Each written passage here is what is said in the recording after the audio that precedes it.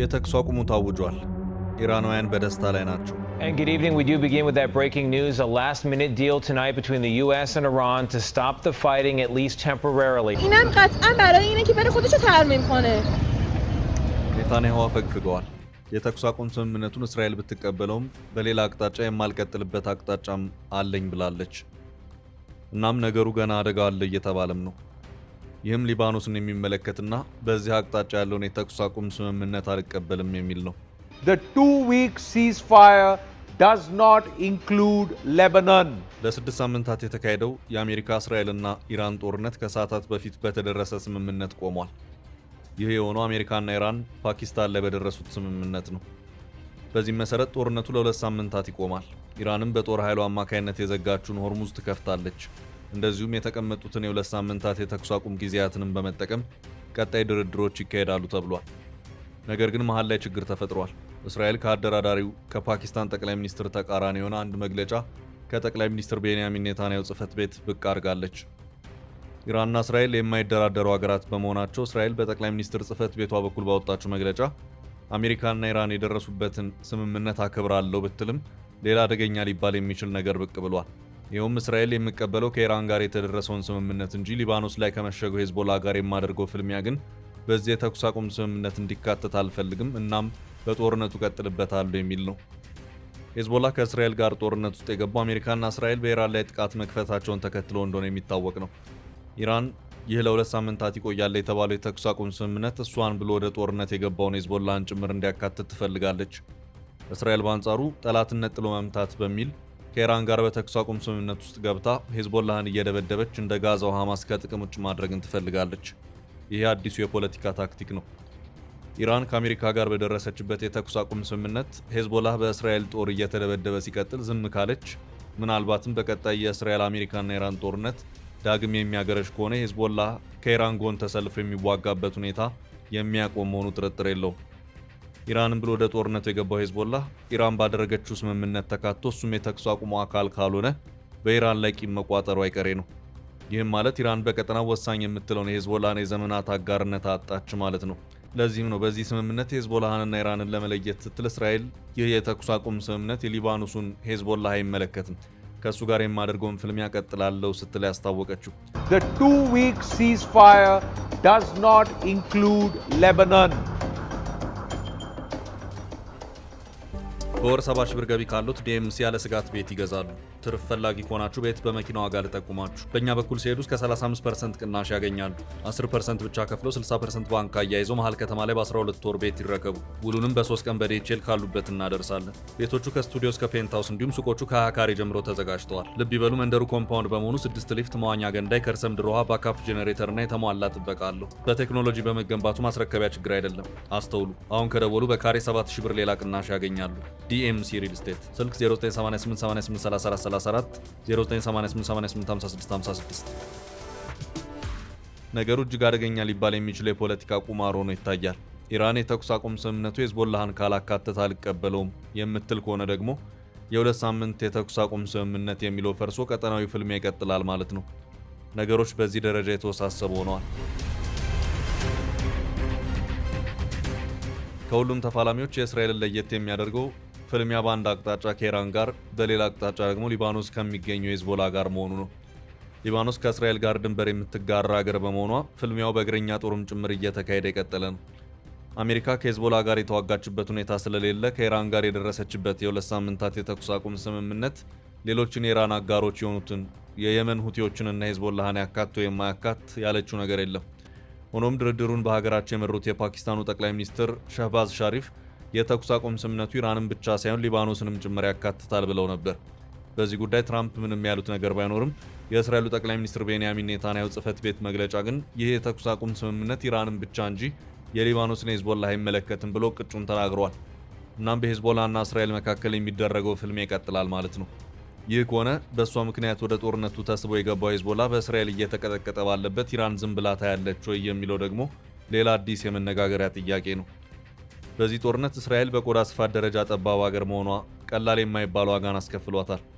በእነዚህ 6 ሳምንታት የጦርነት ጊዜያት ውስጥ በእስራኤል ትምህርት ቤቶች ዝግ ነበሩ። ቀላል የማይባሉ ስራዎች ቆመዋል። በረራዎች ተቋርጠዋል።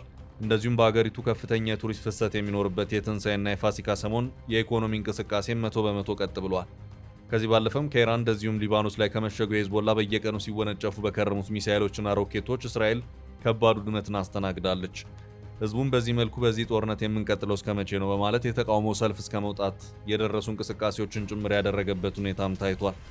ከዚህ ባለፈም አገሪቱ ለጦርነቱ ማስኬጃ ከጠቅላላ አገሪቱ በጀት ውስጥ ከፍተኛ መጠን ያለውን ድርሻ የመደበችበት ሁኔታም ታይቷል። ኬንሴት በመባል የሚታወቀው የእስራኤል ፓርላማ በቅርቡ የ$271 ቢሊዮን በጀትን አጽድቆ ከዚህም ውስጥ 45.8 ቢሊዮን የሚሆነው ለመከላከያ ወጪ የሚሆን በሚል እንዲመደብ አድርጓል። ከመከላከያ የተመደበው ወጪ በዛ ማለትም የተሰሙ ተቃውሞዎች እንደነበሩ ዘገባዎቹ እያመለከቱ ነበር። ይህም አጠቃላይ ጦርነት የፈጠረው ጫና ነው። እናም እነዚህ ሁሉ ሁኔታዎች ለእስራኤል ፈታኝ 6 ሳምንታት እንዲያልፉ አድርገዋል። በሌላ አቅጣጫ ደግሞ እስራኤል የምንጊዜም ጠላቴ ናት የምትላትን ኢራንን ከአሜሪካ ጋር በመሆን አከርካሪዋን ለመስበር የቻለችውን ሁሉ ለመጠቀም በሰፊው ጥራለች። ከዋናው ወታደራዊ ተቋማትን ታላሚ ካደረገው ጥቃት በተጨማሪም እስራኤል አጠቃላይ የኢራንን ሀገራዊ አቅም ለማዳከም ያስችላል ብላ ባሰበቻቸው ተቋማት ላይ ጭምር ከፍተኛ የድብደባ ርብርቦችን አድርጋለች። ኢራንም በእስራኤል ለሚፈጸሙባት ጥቃቶች ተመሳሳይ ምላሾችን ስትሰጥ ቆይታለች። ይህም በሁለቱ ሀገራት መካከል ሰብአዊ እንደዚሁም ኢኮኖሚያዊም ኪሳራን አድርሷል። እናም ይህ የተኩስ አቁም የተደረሰው በእስራኤል አቅጣጫ ነገሮች በዚህ መልኩ ባሉበት ነው። ነገሩን ወደ ኢራን ስንመልሰው ኢራን ለ6 ሳምንታት ሽንጧን ገትራ ተዋግታለች። የዓለማችን ሀያል ከሆነችው አሜሪካና በወታደራዊ አቅሟ ከፈረጠመችው እስራኤል ጋር አንገት ለአንገት ተናንቃለች። በአጭር ጊዜ ውስጥም በርካታ የፖለቲካና ወታደራዊ አመራሮቿን አጥታለች። በኢኮኖሚዋ ላይ የደረሰው ጉዳት ገና ተቆጥሮ የሚያልቅ አይደለም። ከወታደራዊ ተቋማቷ ባሻገር የሲቪል ተቋማቷ ሳይቀሩ ቀላል ባልሆነ መልኩ ወድመዋል። ድልድዮቿ፣ መንገዶቿ፣ የባቡር መስመሮቿ፣ ኤርፖርቶቿ፣ ዩኒቨርሲቲዎቿ፣ የጋዝና የነዳጅ መሠረተ ልማቶቿና በዩኔስኮ ሳይቀር የተመዘገቡ ቅርሶቿ በዚህ ጦርነት አንድ በአንድ ተለቅመው ወድመዋል። በዚህ ሂደት ውስጥ መሪዎቿ ቀን በቀን እየተገደሉና የድብደባ ውርጅብኝ እየወረደባት እጅ ስጪ ስትባል ነበር። ከዚህ ጎን ለጎን በፓኪስታን አግባቢነት በኩል ድርድሮች የሚካሄዱ ነበር። ኢራን በዚህ ሂደት ውስጥ ግን የምን እጅ መስጠት ነው፣ እስከ መጨረሻው እፋለማለሁ ብላ ቀጠለች። የአሜሪካ ግዙፍ የጦር መርከቦች ቢጠጉም፣ ካሊፎርኒያ የነበረው የአሜሪካ አየር ወለድ ቢንቀሳቀስም፣ ጃፓን ኦኪናዋ ላይ የነበረው የአሜሪካ ባህር ኃይል ከነ ትሪፖሊ የጦር መርከቡ ለ2 ሳምንታት ተጉዞ ኢራን ቀጠና ላይ ቢደርስም ኢራን ማንንም አልፈራም፣ እስከ መጨረሻው ጠብታ ድረስ እፋለማለሁ ብላ ቀጠለች። በዚህ መሃልም የአሜሪካ ጦር በእግረኛ ጭምር ወደ ኢራን የሀብት ምንጭ ወደ ሆነችው የካርግ ደሴት ሊገባ ይችላል ቢባልም ኢራን ማንንም አልሰማም አለች። እንደውም የዓለማችን 1/5 ወይም 20 በመቶ የሚሆነውን የነዳጅ መተላለፊያ የሆነውን የሆርሙዝ ወሽመጥ በመዝጋት የጦርነቱን ትኩሳት ቀሪው ዓለም ጭምር እንዲጋራው አደረገች። ነዳጅ ድፍድፍ ቅድመ ጦርነት ከ70ዎቹ ዶላር ተንደርድሮ ወደ $120 ተስፈነጠረ። በዚህ የነዳጅ ውድነት የአሜሪካ ሸማቾች ኪስ ሳይቀር መዳበስ ጀመረ። በዚህ ወቅትም አሜሪካኖች ትራምፕ ጦርነት ጎትቶ አመጣብን፣ እኛ የመረጥነው ፕሬዝዳንት እንጂ ንጉሥ አልሾምንም በማለት በአንድ ቀን በመላ አገሪቱ ምድር አንቀጥቅጥ የተቃውሞ ሰልፎችን አካሄዱ። ትራምፕ ከባድ ጫና ውስጥ ወደቁ። እናም ጦርነቱ የተነሳበትን ዓላማ ወደ ጎን ተደርጎ ነገሩ የነዳጅ ዋጋ መናርና መፍትሄው እንደዚሁም በኢራን ጥርቅም ተደርጎ የተዘጋው የሆርሙዝ ጉዳይ ሆነ። ሆርሙዝ ኢራን ወታደራዊና ፖለቲካዊ ኃይል ሚዛኗን የምታስጠብቅበት ወሳኝ የጂኦፖለቲካ ቁልፏ በመሆኑ ወጥራ ያዘች። ትራምፕም ሆርሙዝ ካልተከፈተ ኢራንን ድምጥማጧን አጠፋለሁ ሲሉም የመጨረሻ ያሉትን የሰዓት ገደብ ሰጥተው ጨርሻለሁ አሉ። በዚህ መሃል ግን በኢራንና አሜሪካ መካከል ፓኪስታን ኢስላማባድ ላይ ድርድሮች ይካሄዱ ነበር። ትራምፕ በዚህ ድርድር ኢራን በ48 ሰዓታት ውስጥ ሆርሙዝን ካልከፈተች እዚያ ላይ ነገሮች ያበቃሉ በማለታቸው ድርድሩ ከሰዓት ጋር ነበር። በፓኪስታን ሲካሄድ በነበረው ድርድር ማደራደር አለብን ያሉት ሀገራት በሁለቱም ተፋላሚ አካላት ማለትም በአሜሪካና ኢራን በኩል ያሉትን አቋሞች ለማግባባት ደፋ ቀና ሲሉ ከርመዋል። በዚሁ መሰረትም የአሜሪካ 15 ነጥቦች ሲሆኑ ኢራን ደግሞ 5 ነጥቦች ነበሩ። ከኢራን ነጥቦች መካከልም አንደኛው ሆርሙዝ ሰርጥን የሉዓላዊ ግዛቴ አካል አድርጌ ማስተዳደር ይገባኛል የሚለው ይገኝበታል። የተከፈተብኝ ጥቃት ሊቆም ይገባል፣ እንደዚሁም ለደረሰብኝ ውድመትም ካሳ ይገባኛል የሚለውም ሌላኛው ነው። አሜሪካ በበኩሏ ኢራን ለኒውክሌር ጦር መሳሪያነት ለመጠቀም ያበለጸገችውን የበለጸገ ዩራኒየም ታስረክበኝ የሚል የጸና አቋም ይዛ ከርማለች። እነዚህ ሁሉ ባሉበት ትራምፕ ከተፈጠረባቸው ጫና የተነሳ ሙጭጭ ያሉት ሆርሙዝ ይከፈት የሚለው ላይ ነበር። እናም ትራምፕ ይህ ካልሆነ የኢራን ጉዳይ በሰዓታት ውስጥ ያበቃለታል ሲሉ ብዙ አነጋግሮም ነበር። አንዳንዶች ትራምፕ በዚህ ደረጃ አስፍተው የፎከሩት ምናልባትም ኢራን ላይ ኒውክሌር ሊጠቀሙ አስበው ይሆናል በማለትም የሰፋ ስጋታቸውን ጭምር ሲገልጹም ነበር። ትራምፕ ከሰዓታት በፊት በትሩዝ የማህበራዊ ትስስር ሚዲያቸው ላይ ባጋሩት በዚህ እጅግ ከባድ ነው በተባለው መልእክታቸው ላይ ኢራን የቀረበላትን ቅድመ ሁኔታ ተቀብላ ተግባራዊ የማታደርግ ከሆነ ሙሉ ስልጣኔዋ ዛሬ ሌሊት ይሞታል ሲሉም ነበር ያስታወቁት። በዚህ መሃል ግን ድንገት አንድ ሰበር መረጃ ከዋሽንግተንና ኢስላማባድ ብቅ አለ። ይህም ኢራን፣ አሜሪካና እስራኤል ለ15 ቀናት የሚቆይ ጊዜያዊ የተኩስ አቁምን አደረጉ የሚል ነው። በዚህ የተኩስ አቁም ስምምነት ውስጥም በርከት ያሉ ጉዳዮች ተካተውበታል። ከእነዚህም ውስጥ ወሳኝ የሚባሉት ግን ሁለት ናቸው። አንደኛው የጦርነቱ መቆም ሲሆን፣ ሁለተኛው ደግሞ ኢራን ለሳምንታት ዘግተው የነበረውን የሆርሙዝ መተላለፊያ መስመር ክፍት ለማድረግ መስማማቷ ነው። የሆርሙዝ ወሽመጥ በመከላከያ ኃይሉ አጃቢነት ክፍት እንደሚሆን ቴህራን በውጭ ጉዳይ ሚኒስትሯ በኩል እወቁ ብላለች። በዚህ ፍጥነት ነዳጅ በሰዓታት ልዩነት በበርሜል ከ$100 በታች ወርዷል። ይህ የአሁኑ ስምምነት ለቀጣይ ድርድር እድል ለመስጠት የተደረገ ጊዜያዊ 2 ሳምንታት ስምምነት ነው። ትዊክ ፖዝ እያሉት ነው። ጦርነቱን በዘላቂነት ለማስቆም ተፋላሚዎቹ በቀጣይ በሚገባ ቁጭ ብለው መደራደር ይጠበቅባቸዋል። አሜሪካና ኢራን ለድርድር አዲስ አይደሉም። ለዓመታት ተደራድረዋል። የሁለቱ ሀገራት የዓመታት ድርድር ግን ያመጣ ውጤት የለም። ይህ ጦርነት ከመጀመሩ በፊት ኢራንና አሜሪካ ጄኔቫ ላይ ሲደራደሩ ነበር።